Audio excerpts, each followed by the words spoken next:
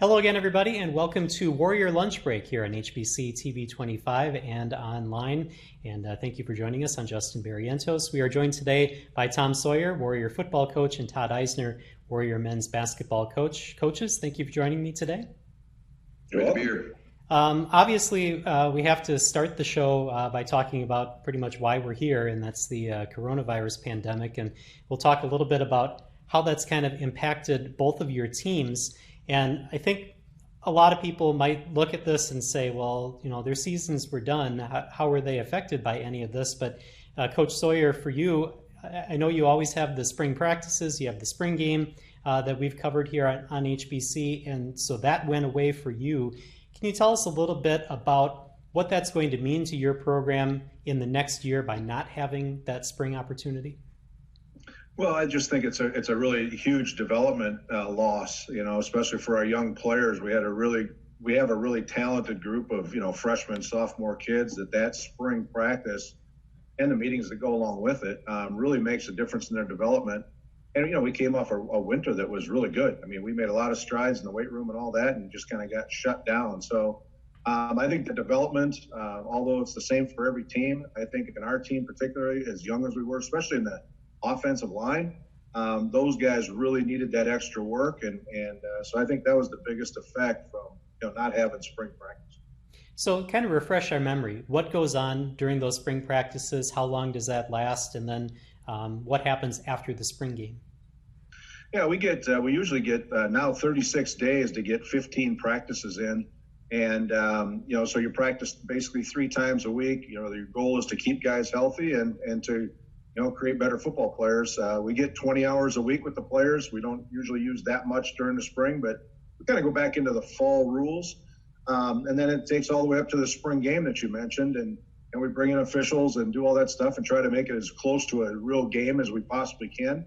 And then after that, it's back to recruiting. And May is always a big recruiting time for us, getting out to the high schools and talking with coaches and really establishing some new territories for us because we've expanded our recruiting footprint.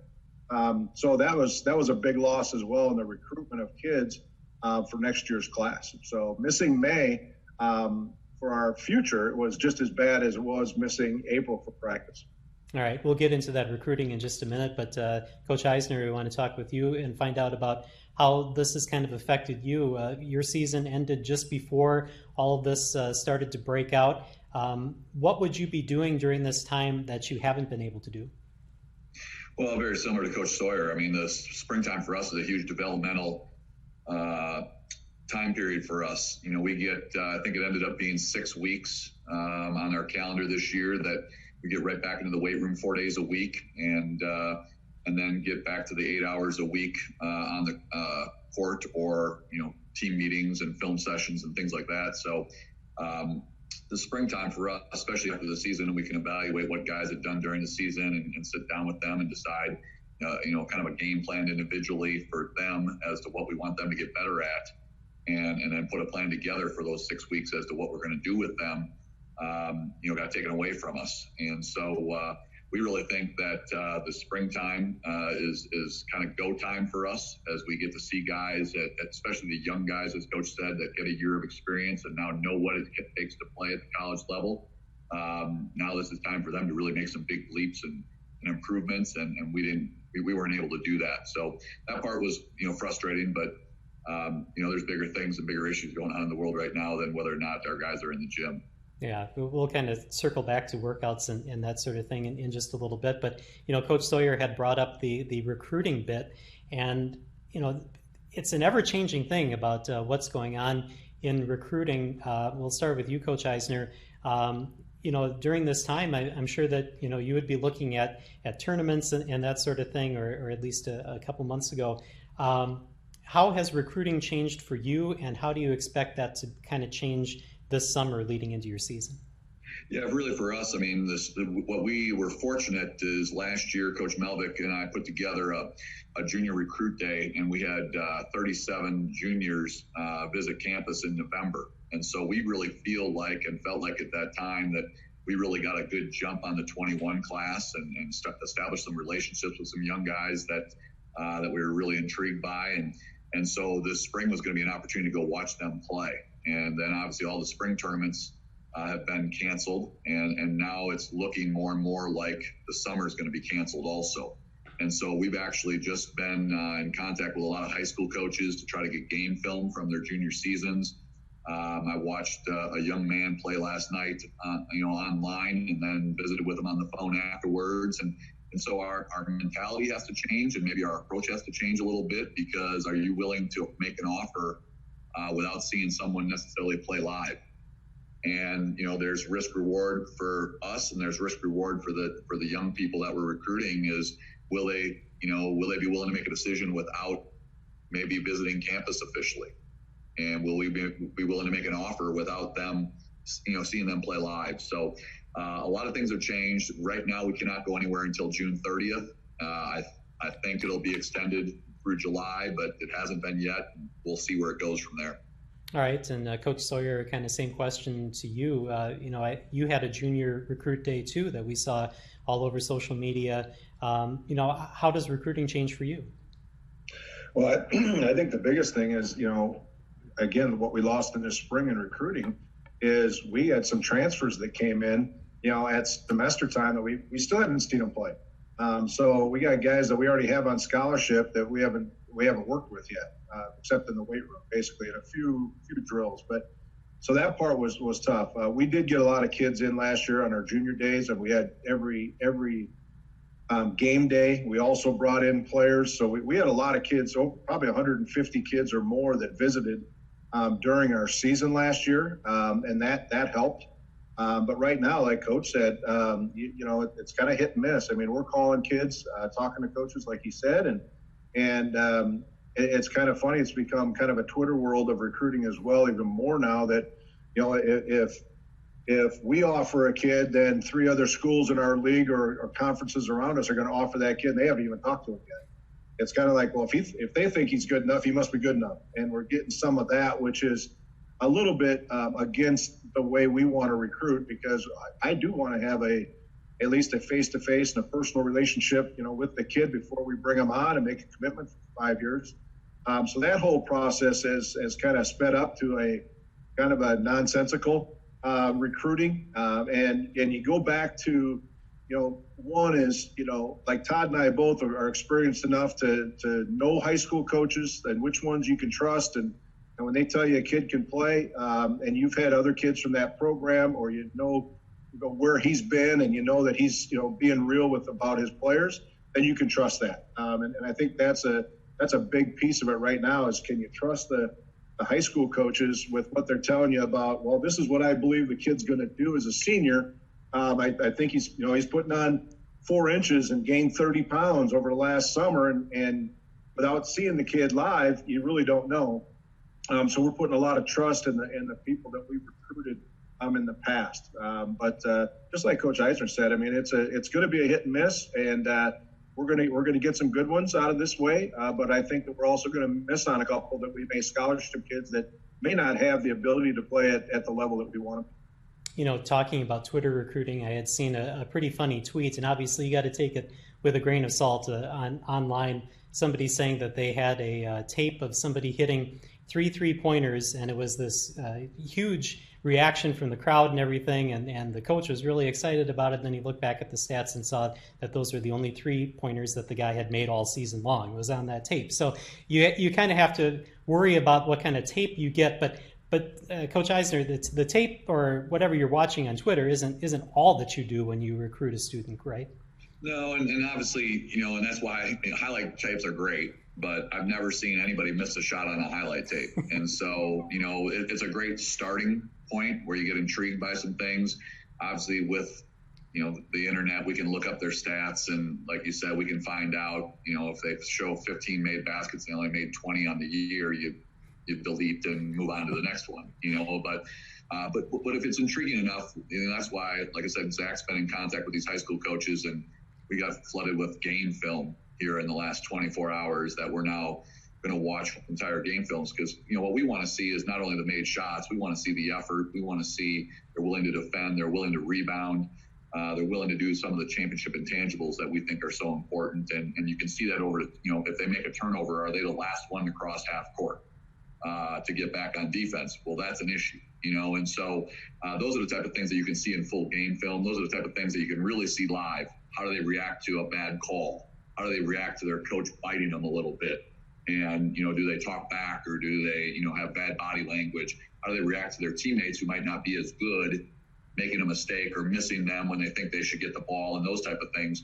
I think those things are really important to see, and it's you can see a little bit of it on live game film, but it's still been a highlight tape, but it's still great to see them live. And, I think at the end of the day, Coach said we've done this for a long time, and you really feel for the young people. I can't tell you how many kids that Zach and I have talked to that they're just devastated, and it might even be to our detriment a little bit, in that if they would have had a great spring and summer, maybe they play in the Summit League, or maybe they play in the Missouri Valley, and we weren't going to get them. And right now, I think there's a chance that, we may get some kids, possibly, if there aren't any recruiting weekends for these kids to be seen by Division I coaches, we may get some kids that at the end of the day, they just didn't have an opportunity to be seen in front of Division I coaches, and maybe we can benefit from it. So I think it could work in both ways, but I really feel bad for the class of 21 in particular, that if they aren't allowed to do some things, there's talk of doing some things in the fall for them, but now you're dealing with football and some of those other things that they're involved in. And so it's just a lot of unknowns, and I feel really bad for the 21 class in particular. All right. Along that same line, do you feel like there will be any kind of ripple effects for some of these students that have missed out on some training periods, or maybe even some of their year, if they played a spring sport, that maybe they're not going to develop the way that they would had they been able to play their sports, get these workouts in when gyms are closed, and they have to, kind of be creative in what they're doing? First to Coach Sawyer, is that something that's going to be a concern down the line? I don't think so, really, a lot. I'm like Coach Eisner. I feel horrible for those guys who didn't get to participate in their spring sports, no matter what sport it may be. But we have 34 freshmen coming in that missed their spring seasons. They're 18 years old. Those kids are, they'll develop really fast, and we're not counting on all of those guys to be ready to go this August. So I think ones are healthy. That's part of it. But mostly, I think that, I think people put a lot of stock in that spring season for development for the high school kid. But we want good athletes, and good athletes are working hard right now, and they want to be at the Division II or Division I level. They're cranking it out right now, doing the best they can, just like our guys are. And so I don't think in the long run it's going to have a real effect on their development, because we can get that, we can speed that up and get them caught up pretty fast once we get them on campus. But that's all going to come down to when we can get them here and how we can get them here. And of course, that's a whole nother can of worms that we'll see down the road. But I'm confident that the kids have lost a little bit, but it's more about what they lost for their high school teams and their experience as a high school kid than it will be in their development as a college athlete. All right, let's move on a little bit and talk about maybe some of the headlines that you guys have made during your off seasons. And Coach Eisner, first for you, you got a couple of big names that are coming in from South Dakota. Owen King, obviously a local name that everybody knows, and Lou Dillon, also from South Dakota. Tell us a little bit about those guys that'll be coming into your program. Well, first, I'm just trying to make sure Coach Sawyer keeps his mitts off Owen. I wasn't going to bring that up. That's Owen, yeah, back upstairs. So, and I've just seen video. I mean, he can really spin it with the football, and so we're just thrilled to have our entire recruiting class, to be real honest with you. I mean, obviously on paper, we're very excited about it. Now we got to see what they can do on the court, but we were very fortunate to get involved with Owen and Alou once they decided to put their name in the transfer portal. And, they're both really, really talented. Obviously, Owen's going to have an opportunity to do a lot of the things that Caleb did for us. A little different type player, maybe not quite as explosive, but bigger and certainly very skilled. And then, one of the things that we really struggled with was just having some bulk inside, or just some resistance inside and defensively. And Lou's 6'7", 230 pounds, but athletic and skilled, and so he fits in with what we do offensively. So those two, I think, are are certainly going to be expected to help us right away in areas that we needed the help. And then, the 5 high school guys that we're bringing in are going to also, I think, be an important part of our future. And we're really excited about what they're going to be able to bring to our program also. Yeah, and then speaking of local names, Carson Arns, too, brother of Nick Arns. Tell us a little bit about him. Yeah, obviously we watched Carson play throughout the season, and he had some opportunities at the Division III level and the NEI level, and he really wanted an opportunity to play at the Division II level, and was familiar with our program, and really skilled, 6'4", 6'5", fits with the way we play offensively. He's got a good toughness level. He really knows how to play. Came from a really good high school program and has been taught really well. And so it'll just be a matter of him getting adjusted, I think, to the speed and the strength, the strength of the game.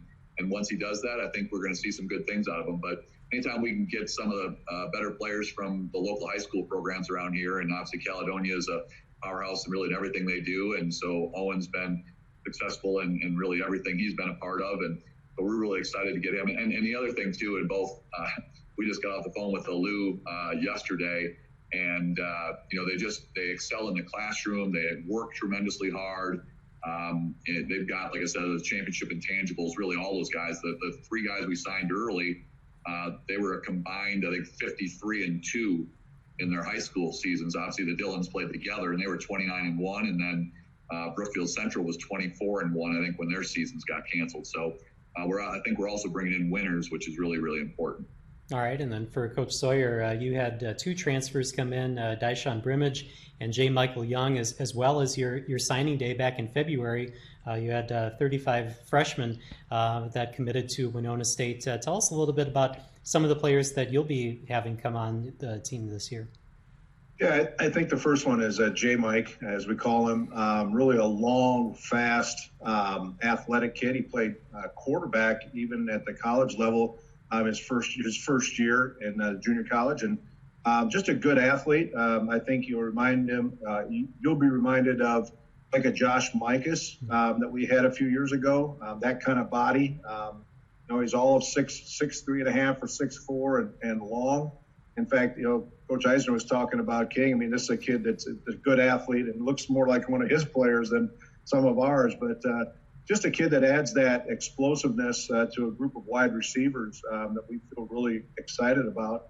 And then also another kid we just signed just recently, I think that people in this area would really like, is a guy by the name of Rico De Leon. He's a defensive lineman from Chippewa Falls, Wisconsin, just up the road.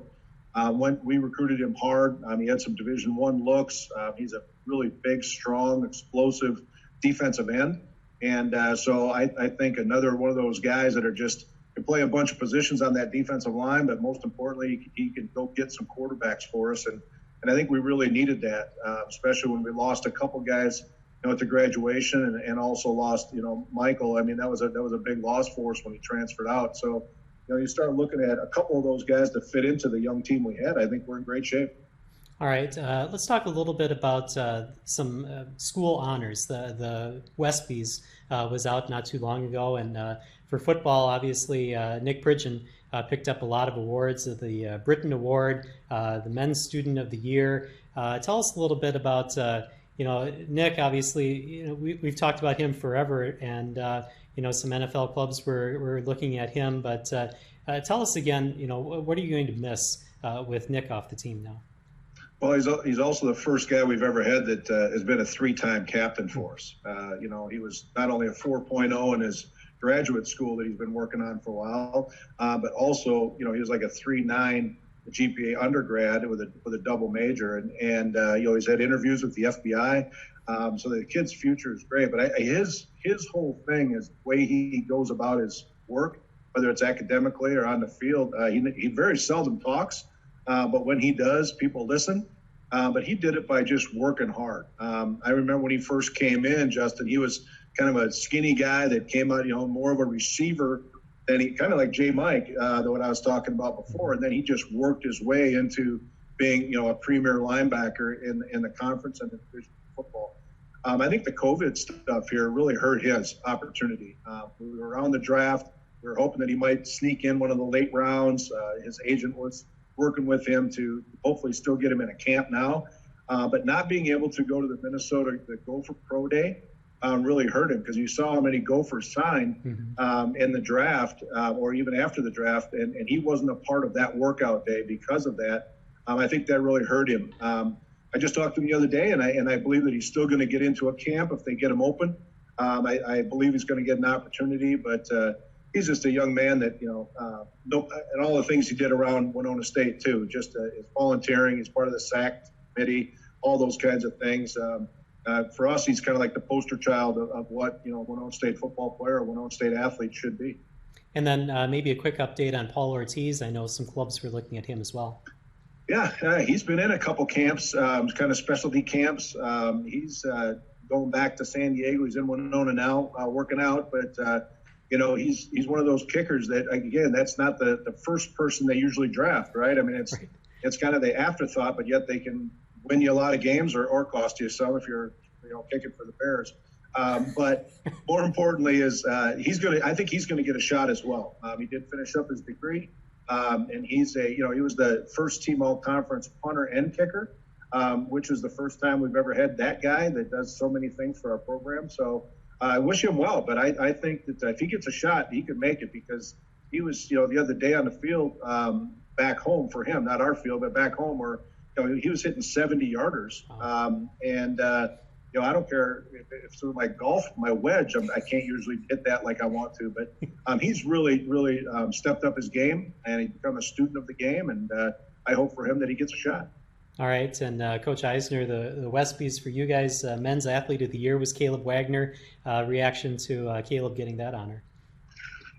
Well, obviously, just an incredible 4 years for him. And he, and it's really, you talked about Carson Arns. I mean, that's really what we sold Carson Arn and sold Alec Rosner on. And, we've been very fortunate in my 5 years, really starting with Connor Flack. And, unfortunately, his career was shortened by injuries. But we've been fortunate to get some young people here that, wanted the challenge of coming and earn a scholarship. And Caleb certainly earned it. I mean, he was second team All-League as a sophomore and first team All-League as a senior, and his work ethic was tremendous, and I can't say enough about everything that he has done to just put himself in the position to score 1,500 career points, and so really proud of him. And he was another one. He finished, I think, 3.75 in double major in business, and he's everything you want in a student athlete. And the thing I talked to him about is, he can feel really proud of the fact that he earned everything that he got here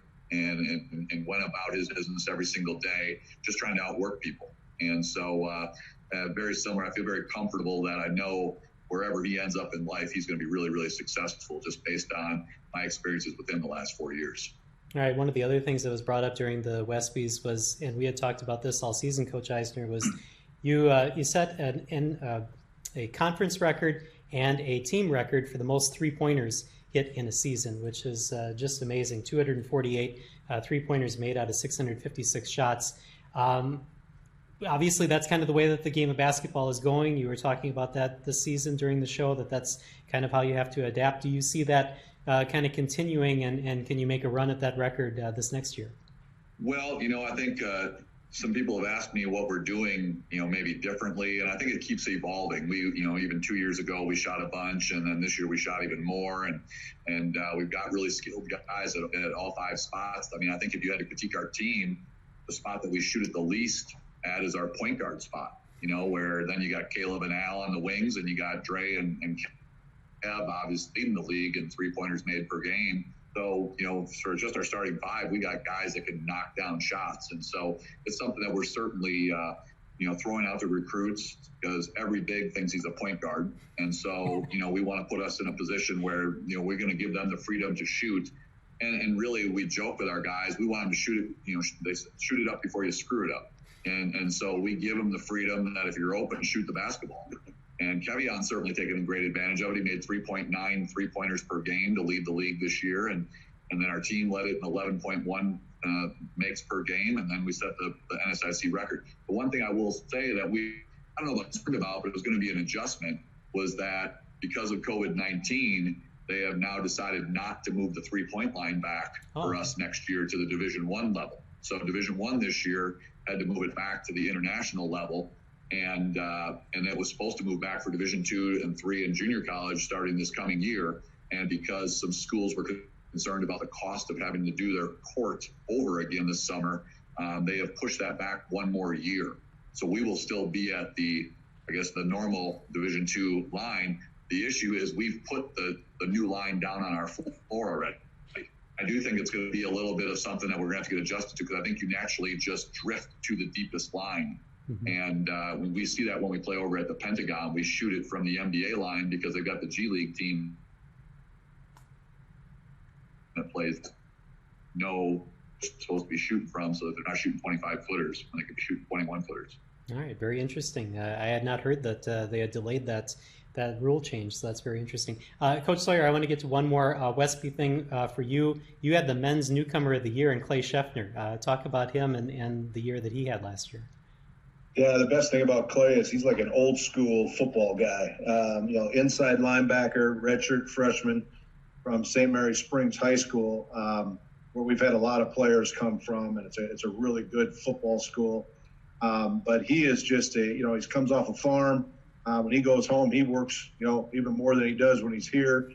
Just a great kid. But he's one of those guys. I mean, he had 3 picks. He's just all over the field, and he listens. He's a student of the game. He's just one of those guys that you feel like he's been around forever, and he's got 12 games under his belt. But I think as a freshman, he was really an impact player, I guess would be. He changed some games. He would make plays that he just kind of come out of nowhere, and that's just his natural instinct. Well coached at the high school, came in a year under with Paco, and then he put that all on the field, and he's running our defense now and will for the next 3 years. But he was really a good complement in there with David Smith, and especially when Devon went down, he even took a bigger role, and he just stepped right up. I mean, you can't give the guy enough responsibility, because the more you give him, the more we get back. And so it's really fun for him. But you'll see a lot of Clay Schaffner over the next 3 years. All right, we're running out of time. We only got about 2 or 3 minutes left in this, but I do want to ask you, first, Coach Sawyer, what have you missed that you would usually do around this time that you haven't been able to do?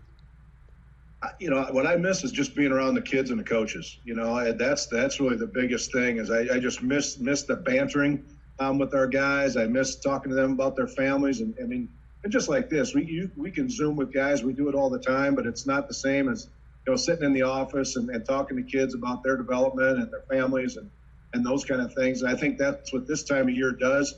You have a bunch of kids around Winona, and you see them on a golf course, and you see them around town, and I miss that, and also the time with our coaching staff, because even with all the COVID stuff, it's really dicey to have somebody come out and sit on the deck and have a burger. You just really are worried about it. So I miss that, and the relationships that we built, and I miss that. And then, of course, like I said before, the May recruiting now is all on a phone, kind of like it was in the old days. But we can't get out to see kids or get to high schools and watch them work out and those kind of things. So those are the 2 things I miss most, is the opportunity to see new kids and spend time with them. All right, Coach Eisner, about a minute left. What have you missed? Yeah, obviously I would echo what Coach Sawyer said, but the nice thing about it is, as they're aware of our lack of time with our student athletes, they did change that rule now, where if they voluntarily ask us to do some things, we can work with our players for this summer. And so, to give you an idea of the quality of guys that we have, as soon as Bree let the student athletes know that they could request time with the coaches, we've got 4 guys driving here today for us to work them out. And we're going to go. I didn't even know. I've lived up, on the bluff here for 5 years, and I didn't even know there was a court in our neighborhood that our guys say is the best court to work out on in town. And so at 3 o'clock today, I get to see some of our guys. And that's exciting, because it's been 6, 7, whatever it's been, 2 months of engaged with our student athletes, and that's the best part of our job. All right, Coach Sawyer, Coach Eisner, thank you for joining us here today, and stay healthy, stay safe. You too. Awesome. Appreciate it. Thanks, Justin. All right, thank you for watching Warriors Lunch Break here on TV 25. We'll see you next time.